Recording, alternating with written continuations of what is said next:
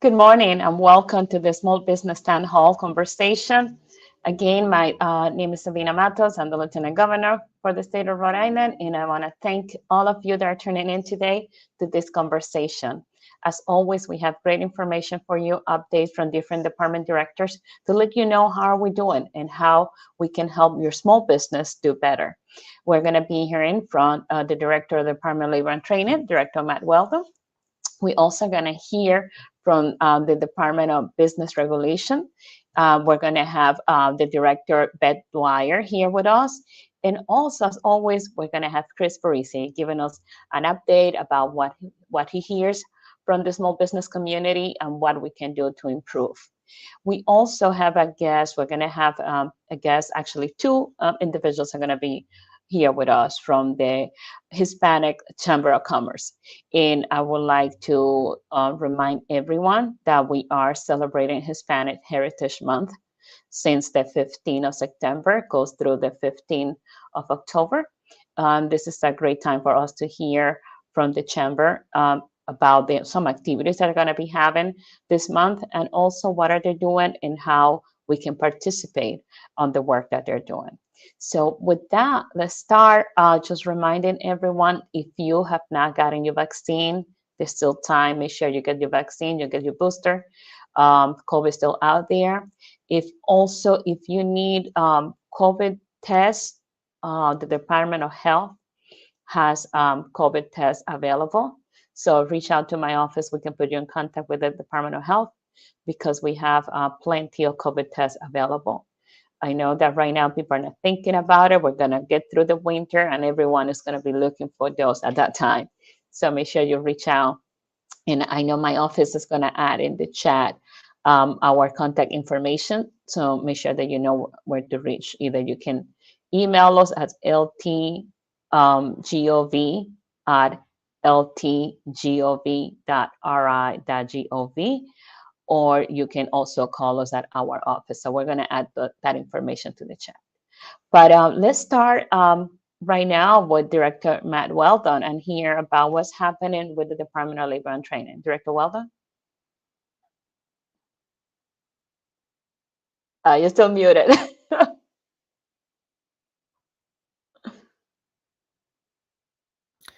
Director, you might have to change your microphone input. Yeah, that could be that.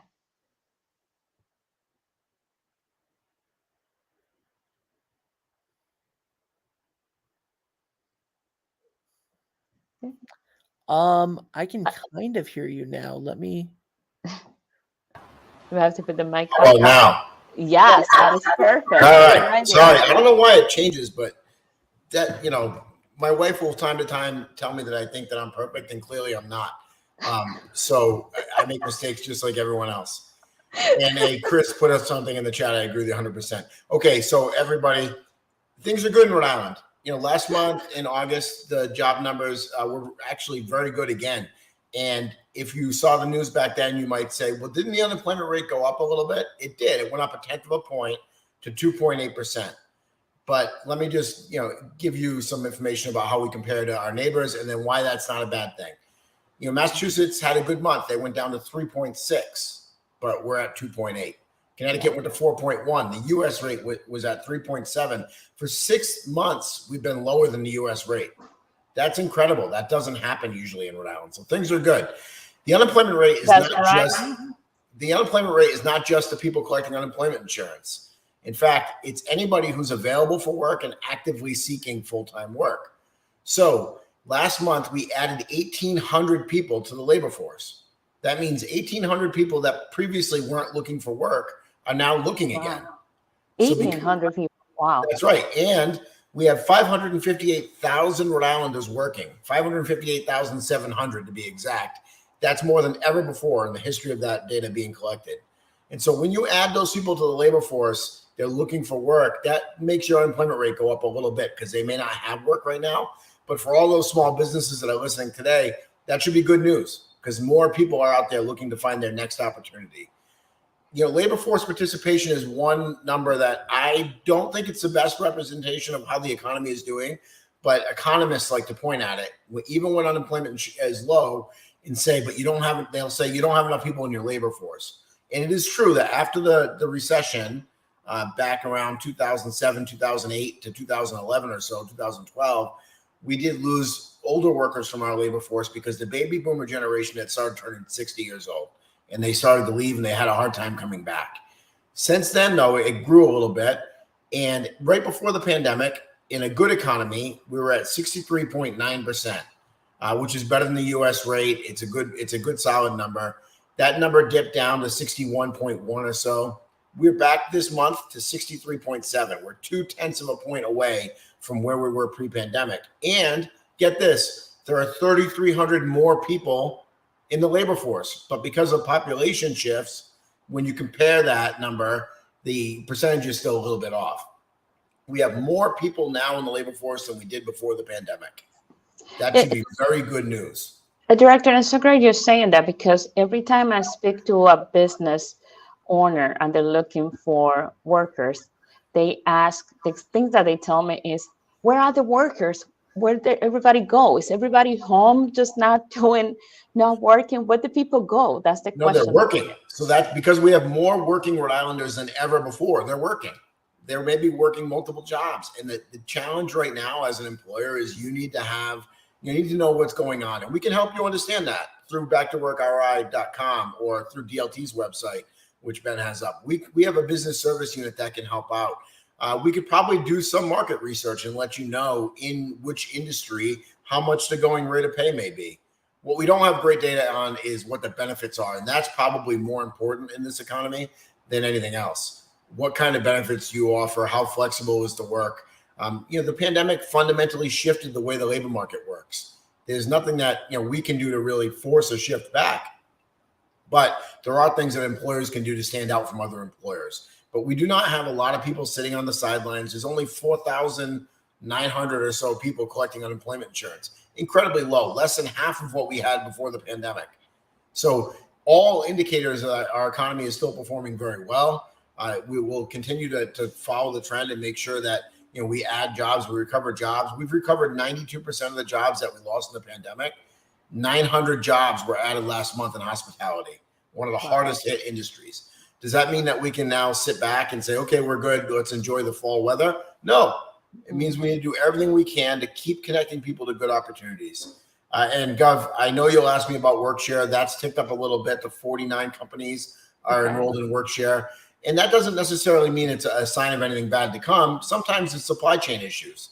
When a manufacturer knows that they're not able to get the product they need to work at a full schedule, they can use our WorkShare program, which allows them to ratchet back or dial down the hours of their staff on a temporary basis by working with us and creating a plan with us. And we can provide unemployment insurance benefits to offset the lost earnings that the workers have. It's a great program. It's been touted all over the country by Senator Reed. We want to make sure that people know it's available. WorkShare is on our website at dlt.ri.gov. We want to help people stay with their employer. We want to help employers retain their employees. There's a lot we can do to help. Please check out our resources online. We'll do everything we can to make sure that you have the workers you need to succeed.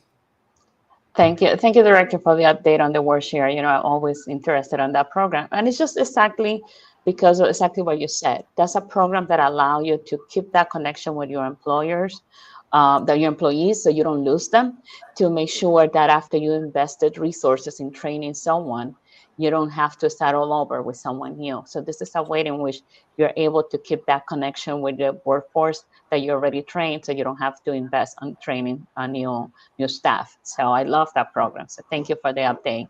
Absolutely. Thank you. Director, always great seeing you. Thank you for that valuable information. And now I just want to thank you for that and see you the next time. Okay. Now, thank you. Thank you. Next, we're going to hear from the Department of Business Regulation, and we're going to have Beth Dwyer here with us right now, and she's going to give us Beth is going to give us the update on what's happening in the Department of Business Regulation. Hi. How you doing, Beth? Thank you so much, Lieutenant Governor. It's great to be on your program again. So as you know, DBR, it does not regulate all businesses.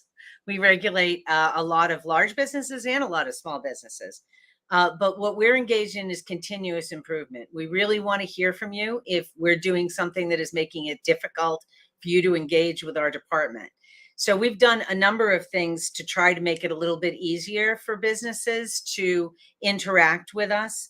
Our big thing is website redesign. So we had received, a lot, maybe overstating it, but many comments that maybe our website wasn't as easy to get to, because we do regulate a lot of different businesses.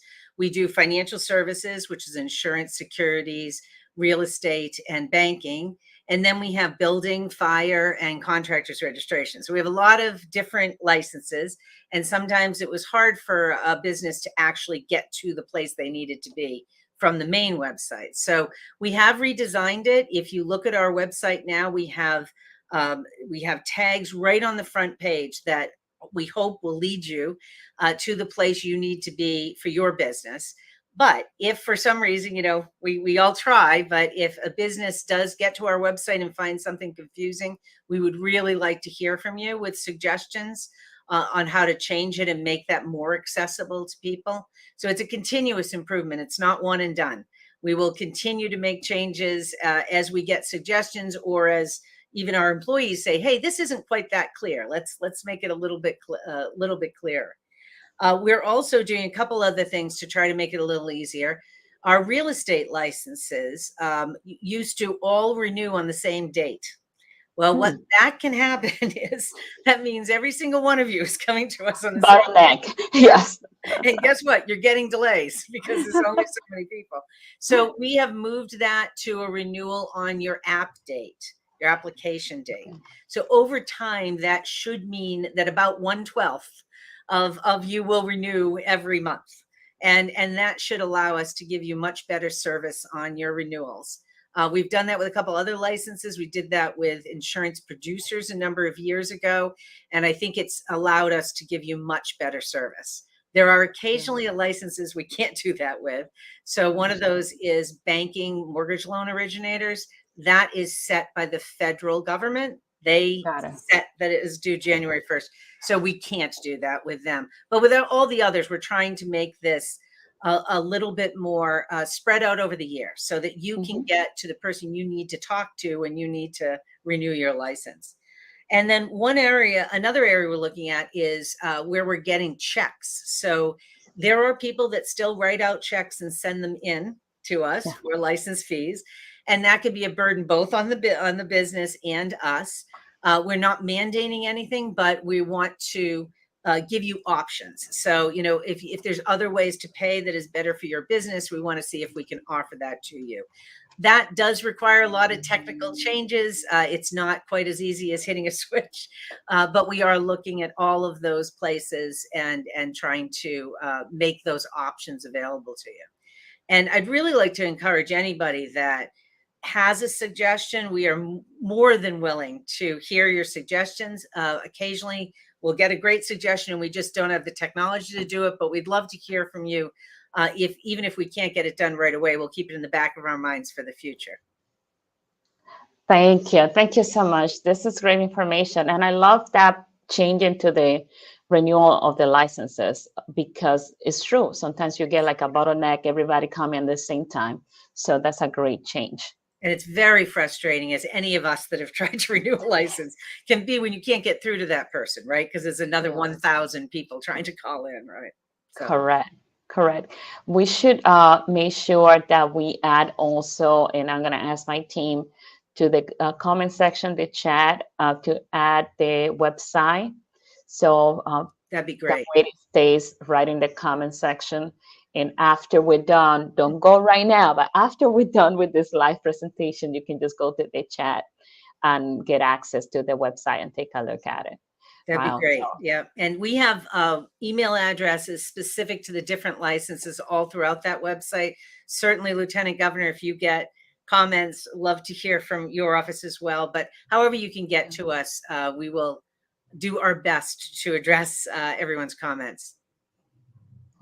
Thank you, Beth. This is great information. And I'm looking forward also to hear from the listeners, on the individuals who are watching this Facebook Live.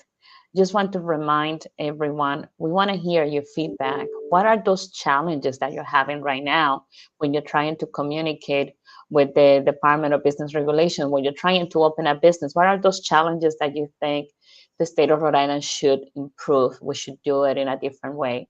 We really want to hear your feedback. We have made a lot of changes based on that feedback that we're getting from all of you. So really want to hear from you. Make sure you either put it in the chat comment or send us an email, and we're going to make sure to communicate with Director Dwyer and her team. So but thank you, Director. It's been a pleasure, and see you next time. Thank you so Thank you. much. Bye. Well, next we're going to hear from the one and only Chris Parisi. Chaz hand. Hello, Lieutenant Governor. Chris. How are you? Good. How's it going? What's happening with the small business community? What do you hear? I always love your feedback. Oh, thank you. And we always appreciate being able to share our concerns, ideas. And, you know, I would say right now, one of the biggest things we're hearing is very topical, right? Is that electricity rate increases. And a lot of the talk and support has been towards Rhode Island families, which is understandable. But what is being overlooked somewhat is the impact it has on small businesses. So that rate increase, and for those that aren't aware, it's almost 50% increase for electricity that they're proposing October 1st. Fortunately, for some really low-income families, Governor Mejia has provided some relief funds so that their rate doesn't increase, or at least their costs do not increase. Correct me if I'm wrong there, Lieutenant Governor, but this doesn't help out with the small businesses. So we're going to see these Correct. rate increases without any relief. And it's a major concern that we are already fighting with rising costs. As you know, whether it's food costs, labor costs, everything's increasing. So do we pass that on to our customers? And it's just, you know, this never ending cycle of rising costs, and how do we combat it? To just continually fight to survive. So, Chris, I was just having that conversation with someone yesterday, just exactly that, talking about the increase, how hard that is for everyone. And yes, the governor has found some resources to help those families on fixed income to be able to front this rate increase. But the conversation I was having was about that the small businesses, the businesses in general, are going to be suffering also with this rate increase. And this is going to be a challenge for them. And it's true, we have not been talking enough about that and what that's going to be translated to. One of the resources that I want to make sure that more and more businesses take advantage of is the CPACE. I don't know if you're familiar with the CPACE. Basically, is they can apply through the infrastructure bank if they would like to make improvement in their facilities to make it more energy efficient. Anything that they want to do that is going to help the businesses be energy efficient, they can apply for that program. And we're going to make sure we add that to the comment section also, so people can have access to that information, because it's the rate increase is going to be affecting a lot of businesses, and it's going to be a tough thing for them. It is, and we understand there's some macro issues that are going on, and that Rhode Island Energy is technically not profiting off of this, you know, rate increase.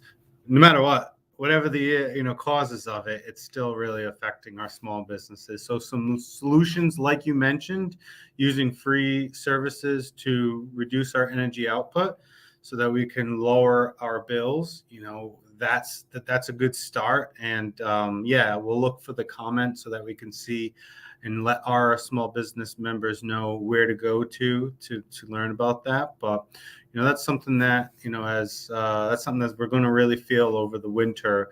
And there's the gas, you know, increase as well. That's going to be coming November 1st too. So, you know, that's the hot topic, I would say, you know, right now, that we really need to ensure that it's at the forefront that it's not just families for Rhode Islanders, which are important, but there's also the small businesses, which will eventually affect, families if we have to increase our prices a little bit to combat that. So there it is on where to go, the commercial property assessed clean energy.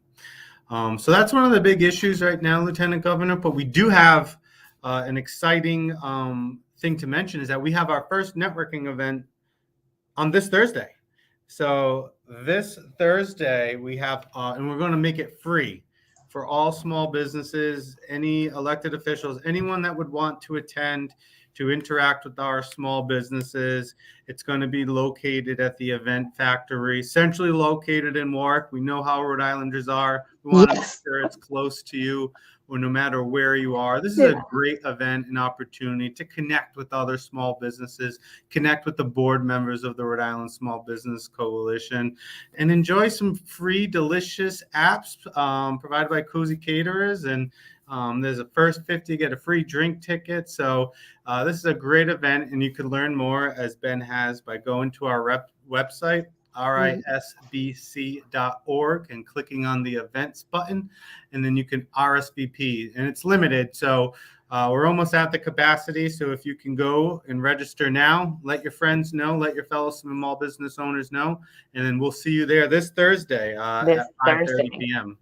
We'll be there. Thank you so much, Chris. Right, Thank you for that information. So, Chris, now we're going to hear from Oscar Mejia from the Hispanic Chamber of Commerce. So we are in the middle of Hispanic Heritage Month, and Oscar is going to provide us with some information about the work that the Chamber has been doing. The Chamber has been growing amazingly, and also what some activities that they have planned for this month. So let's welcome Oscar to the conversation with us right now.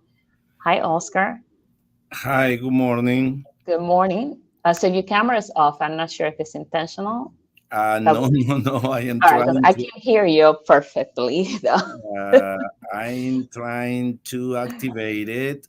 All right. Hi, Oscar. You're not going to want to hit that button. You're going to want to go into settings, and then camera, and then you can choose. There should be a drop-down menu on camera, and there should be another option to choose a different camera. No, just have one. Okay. Yeah. We're gonna have you on audio only today. All right. In the Okay. meantime. Well, the people will have the opportunity to not see my face, but it's okay. Thank you, Lieutenant Governor Sabina Matos, for this invitation. Yes, we are very excited about the Hispanic Heritage Celebration. Mhm. Even when the problems and issues that our good friend Chris mentioned, that is across the board, that is affecting every small business, being minority, Latinos or non-Latinos. So, but we also want to communicate good things because the Hispanic Chamber has been growing in an exponential way. We are right now over 850 members registered and very active. That is great because it's what we want. We want that the people understand that this organization is created to help, to provide support, to provide connection, to provide opportunities to grow their business and also our community in general. We have tomorrow, for example, we are preparing the Latino Contractor Summit, which is a meeting related to the construction industry. We have been hearing about the school bond, $600 million for the next year to build and renovate schools. So we are bringing together a prime contractor, a small contractor, a state agency to show opportunity for small businesses. We also are working very close with the Office of Diversity and Equity Opportunities with the active director, Tomas Avila, to collaborate, increasing the participation of MBEs in the construction industry. So in that sense, we are really, really active. We also are helping our business that suffer from the last strong rain and flood that were affected in the last week. So we are helping them to connect and provide information to Commerce Array to get some support and some help to cover part of the losses that they have in the past week. All right. And Oscar, I'm sharing, I don't know if Ben can help us. I'm trying to share the screen so people can see the page. So I'm right now, this is the PACE event, but here you have the information from the Hispanic Chamber of Commerce. Want to make sure that the viewers can see exactly what we're talking about, the event coming up on the 28th. Yes, thank you. Yes, the event is free. There is a free parking available. It's located at the that will be held at the 166 Valley Street, Sunrise Mills. Great location, right in only. Yeah, enough parking, and it will be between 5 p.m. and 8 p.m. and it's open for every company, not just for Latinos. It's open for everybody to create connections, to understand how the industry is, what is the trend, where they are moving right now, and to see opportunity, even to connect with the small contractor that can help any other company in different areas related to the industry, landscaping, finishing, painting, etc., etc. So it's a great opportunity to participate in these meeting, networking, workshops, and all the information related to the construction industry in the next years. Right. So I'm right now actually in the website for the Hispanic Chamber of Commerce. Yeah. And I just wanted to ask you, like the first thing that we get is the sign up for the newsletter. But if someone is new, a business, Hispanic business that is watching this right now, where do you want them to go first in your website, where they can find the most relevant information for someone that wants to figure out, is this something I should become a member of? Yeah, well, we in the first page, we show the projects, we show the events. If you go down in the page, you will see the different icons showing the program that we have and the next event. You can see some numbers and some statistics about what we have been doing in the last 2 years. Could you go a little bit down in the page, please? Okay. Yeah, some numbers. We have advertising and banner from the organization we are working with, Blue Cross Blue Shield, Papito Opportunity Connection, some testimonial. But I will take the opportunity to share the information about our unique microloan program, which more than a microloan program, the right name is Building Bankable Business. We are creating, we are creating this program, from thanks to a collaboration, a donation from Papito Opportunity Connection Foundation. We have been doing great job for the minority communities and in partnership with Navigant Credit Union.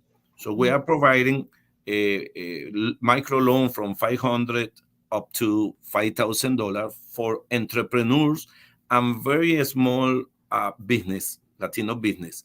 1% interest rate is a forgivable microloan. See, after 2 years, paying in the right way at the right time and using the funds exactly what they said is the proposal at the beginning of the application. So the business owner can apply for the forgiveness. So they just pay 2 years. But the most important part here is that after 2 years, with our support, our guidance, taking the financial literacy program that is part of the commitment for every business, at the end of the second year, they have built a credit score because all the payments are reported to the credit bureau. So the business owner will have an acceptable credit score, have created a history of 2 years with the financial institution, which create the opportunity to come back and apply for a loan, for a bigger loan, because now they are bankable. They have acceptable credit score and they have history with the bank. So in that sense, the Chamber of Commerce is to creating the support behind the business, telling the financial institution, we are supporting this business. So it's a beautiful program that will be in place for the next 3 years, thanks to the funding coming from the Papito Opportunity Connection Foundation. Thank you. This is a great program. And I see there is different amounts, depends on the number of employees that the company has. But the most important is this is something that's going to help you to build credit so you can qualify for even bigger opportunities after. So this is a great resource. But thank you for doing that. Yes. Until now, because we started in last March, we have helped 26 entrepreneur and a small business to get the initial amount of money that they need to register the company, to buy the first machine, to pay for the first month of salary, things like that. So we are really happy and excited about the success of this program. Great. This is wonderful. Yeah. Then I'm going into the becoming a member. So you can become a member for the Hispanic Chamber of Commerce. And they are the very good rates to become a member, and the benefits that you get are amazing. So make sure that you take a look at becoming a member of the Chamber of Commerce. So Oscar, any other thing that you would like to share with us about the work that the Chamber is doing, that you're doing right now? Well, we are very excited to announce that in the next December 2nd, we are planning our annual breakfast and Expo, Latino Business Expo. Nice. Will take place on December 2nd. And as the last year, we will have our 2 hours breakfast explaining what we have done during the year and our project for the next year. But then at 11 a.m., we will open to the public the Business Expo. We are planning to have 100 business this year, and we will have other companies as part of the job fair that we will take place at the same time. So the people who will visit the business could learn a little bit more about job opportunities that are available in the market. So we want to invite all the community to attend the biggest business expo in New England, with more than 100 business, Latino business and other companies showcasing products, services, and showing job opportunities. Okay. So Oscar, if there is any business that would like to participate or would like to be a sponsor, how can they get in contact with you? Yeah, our phone number is 401-400-1340. Again, 401-400-1340. Or they can send us an email to the address info@arrayhispanicchamber.org. So they can send us an email, and we have a very good time to respond. We are responding before the 4 hours, so we have a good record. And we invite even bigger companies and corporations to collaborate. All the collaboration and going direct to our business community that has been struggling but never has stopped. They have been showing resilience and the best disposition to grow and to continue collaborating with the economy in this state. Great. Thank you. Thank you so much, Oscar, for all that great information.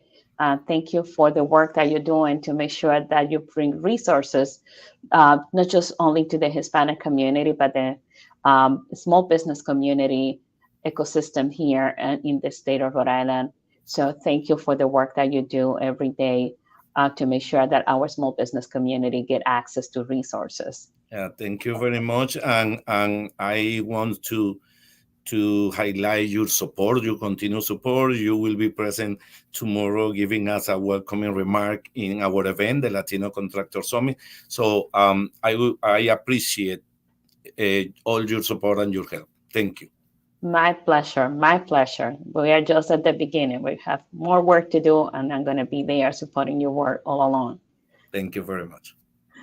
So thank you all of you for joining us today. Just want to remind you that our next time where we get together is going to be on October 11th. October 11th actually would be still within the Hispanic Heritage Month. So probably we may bring Oscar back to give us a report about how everything went. But thank you for joining us today. It has been a pleasure. And remember, we're here to serve you. Give us your feedback, send us your questions that you have. How can we improve the business climate here in the state of Rhode Island? We want you to be successful, because if you are successful, the state of Rhode Island is successful. Thank you for tuning in, and see you the next time.